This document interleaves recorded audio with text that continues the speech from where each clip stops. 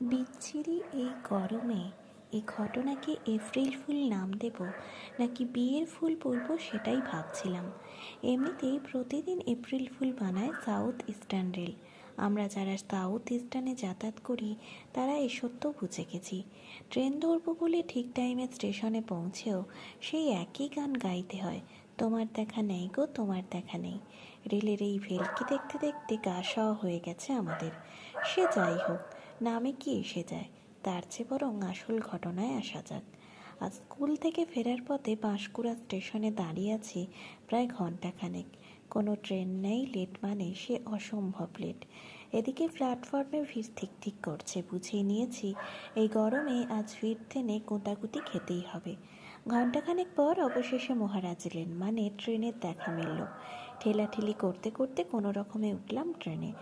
একই গরম, তার উপর ভিড়। একটা স্টেশন পার করার পর মোটামুটি ভদ্রস্থভাবে দুটো পায়ে দাঁড়িয়েছি। মেজেদা স্টেশন আসতেই ভিড়টা আরও বাড়ল। হঠাৎ করেই দেখি ভিড়ের মধ্যে পিছন থেকে একটা হাত আমার জামার কলারটা ধরে টানছে। ঘাড় ঘুরিয়ে যে দেখবো সে উপায় তখন নেই। আমার একেবারেই পিছনে যে ছেলেটি দাঁড়িয়েছিল সেই ছেলেটি বলল, এই যে দাদা, বৌদি আপনাকে ডাকছে। পিছন থেকে মহিলা কণ্ঠস্বরে ভেসে এলো, ব্যাগটা ওনার হাতে দিয়ে দিন তো। আমি কিছু বুঝে উঠবার আগেই পিছনের ছেলেটি বলল, ব্যাগটা ধরুন দাদা। আমি তো পিছনে তাকাতে পারছি না। ঘাটটা একটু কাত করে জিজ্ঞেস করলাম, কার ব্যাগ? আপনার ওয়াইফের? উনি আপনাকেই দিতে বললেন। এমন কথা শুনে তো আমার কান দুটো খাড়া হয়ে গেছে। আমার আবার ওয়াইফ কোথা থেকে এলো এখানে? কিছু বুঝে উঠবার আগেই ছেলেটি ওই ভ্যানিটি ব্যাগটি দিল আমার কাঁধে ঝুলিয়ে। ভিড়ে আমার নিজের ব্যাগটাই আমি নিজে সামলাতে পারছিলাম না, তার উপর কার না কার একটা লেডিস ভ্যানিটি ব্যাগ। ব্যাগটা কাঁধে ঝুলিয়ে দিতেই আমি কোনো রকমে ইউটার্ন নিয়ে ছেলেটিকে মেজাজ দেখিয়ে বললাম, এটা কি করলে? কার ব্যাগ এটা? না জেনে না বুঝে তুমি আমার কাছে ঝুলিয়ে দিলে, উজবুক কোথাকার। এই গরমে ছেলেটিরও মেজাজ খাট্টা হয়েছিল। সেও মেজাজ দেখিয়ে বলল, কাকে কথা শোনাচ্ছেন? বেশি কথা না বলে নিজের বউকে বলুন। কে আমার বউ? কে আমার বউ মানে? এই তো আমার পিছনেই দাঁড়িয়ে আছেন। তারপর পিছন ফিরে তাকিয়ে ছেলেটি বলল, বৌদি, আপনি তো এই দাদাকেই ব্যাগটা দিতে বললেন। ওই বৌদি তখন উঁকি মেরে আমার দিকে তাকিয়ে বললেন, সরি সরি, আমি ভেবেছি ওটা আমার স্বামী, কিছু মনে করবেন না। আসলে জামাটা একই রকম তো। ছেলেটি তখন আরও রেগে গেল, বলল, আপনার ভুলের জন্য উনি আমাকে কতগুলো কথা শোনালেন। ভালো করে আগে দেখুন, যাকে তাকে স্বামী বানিয়ে দিচ্ছেন আপনি। এমন কথাটা আবার বৌদির গায়েও খুব লাগলো।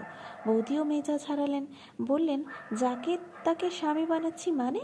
ভদ্রভাবে কথা বলো। বললাম তো ভুল হয়েছে। তারপরেও তুমি এত কথা বলছো কেন? নিজেকে কি ভাবো তুমি? ওদের রাগারাগির বাকবিতণ্ডা দেখে আমার সব রাগতাপ তখন উবে গেছে।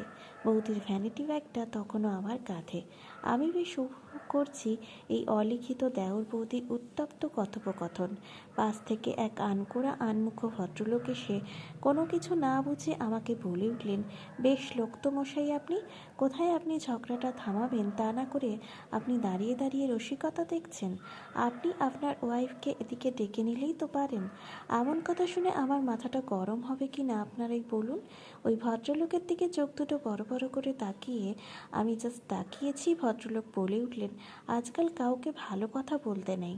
ততক্ষণে দেওর বৌদির কিচিরমিচির চলছে। এমন সময় বৌদির স্বামী বৌদির গলা পেয়ে ঠেলে গুছিয়ে সামনে এগিয়ে এসে বললেন, এই ডলি, কী হয়েছে? এত চিৎকার করছো কেন? বৌদি এবার দাদাকে দেখে অগ্নিশর্মা। দাদা আবার আমার দিকে তাকিয়ে হাঁ করে দেখছেন, কারণ বৌদির ভ্যানিটি ব্যাগ আমার কাঁধে। আর আমিও দাদার দিকে তাকিয়ে ভালো করে দেখছি। মনে হচ্ছে যেন আমার যমজ ভাই। মুখটা আলাদা হলেও জামাটা এক। কি বিড়ম্বনা মায়েরি! ছোট্ট একটা ভুলে লোকের বউ হয়ে গেল আমার বউ। দাদা তখন কি বলবে বুঝে উঠতে না পেরেই বলল, ডলি, কী ব্যাপার? ডলিও মুখ বিকৃত করে দাদার কথাটাই নকল করে দাদার কথার টোনেই বলল, ডলি, কী ব্যাপার? তোমার জন্যই তো হলো। ভিড়ে আমি কোথায় রইলাম সেটা তুমি দেখবে না?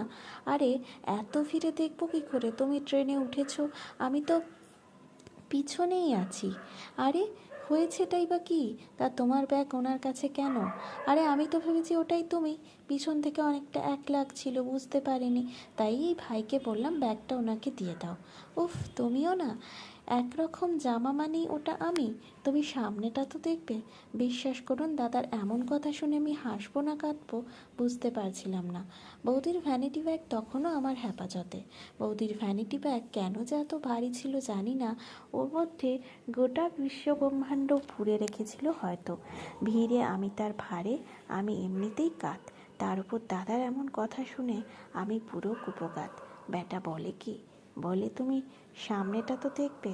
সব রকম অনুভূতির মিশ্রণে ঘোলের স্বাদ পাচ্ছিলাম, তার উপর বেজায় গরম। আমার হাতটা নিস্তেজ করছিল, মনে মনে ভাবছি এত রসদ পেয়ে গেছি, না লিখে শান্ত হবে না।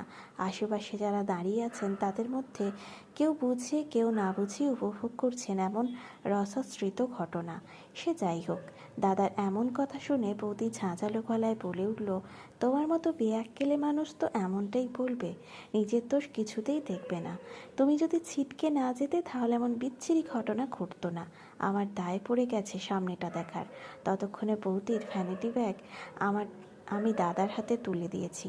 এমনিতেই দাদার পিঠে একটা আর হাতে একটা ব্যাগ ছিলই। বৌদির ব্যাগটা অগত্যা গলায় মতিহারের মতো ঝোলাতে হলো।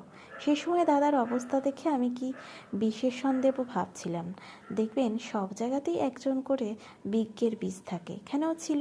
ঠিক সেই সময়ই এক কম বয়সী বিজ্ঞবান বলে উঠল, আরে বৌদি চেপে যান না, ভুল তো হতেই পারে, তার ওপর আজ এপ্রিল ফুল, এটাকে এপ্রিল ফুল বলেই ধরুন। দাদা পাশ থেকে বলল, ঠিকই তো, এত রিয়্যাক্ট করার কি দরকার, মেনে নিলেই তো হয়, ভেবেই নাও এটা এপ্রিল ফুল। বৌদি তখনও রেগেই বলল, এপ্রিল ফুল নয়, তোমাকে বিয়ে করাটাই আমার ভুল। কলমে সরজিৎ ঘোষ, কণ্ঠে দেবশ্রী রায়।